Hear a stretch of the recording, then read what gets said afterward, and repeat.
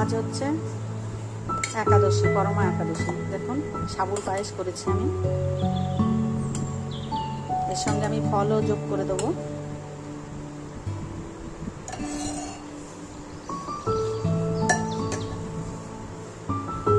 এখানে আমি পাশের ফল রেখেছি, এটার মধ্যেই ঢেলে দেবো এবার।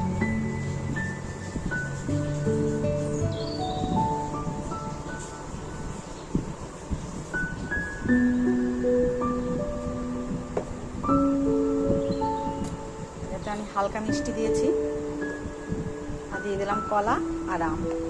আমি অন্য ফল দিলাম না, আমের সিজনটা তো, আমি আমটা পছন্দ করি, আমি আমটা দিয়ে দিয়েছি, আম আর কলাটাই দিয়েছি।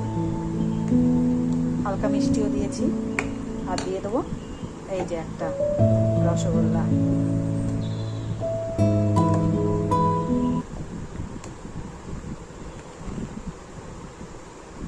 তো বন্ধুরা, কেমন লাগলো আমাকে জানাবেন। আমার এই একাদশী আপনারাও করতে পারেন এইভাবে, এটা খুব ভালো হয়। এতে আমি দুধ, সাবু আর হালকা মিষ্টি দিয়ে রান্না করেছি, পরে এটা মিলিয়ে নিলাম আম আর কলা দিয়ে, একটা মিষ্টি দিয়ে, মিষ্টিটা ভেঙে দেবো পরে। এই দেখুন, রাধে রাধে, হরে কৃষ্ণ।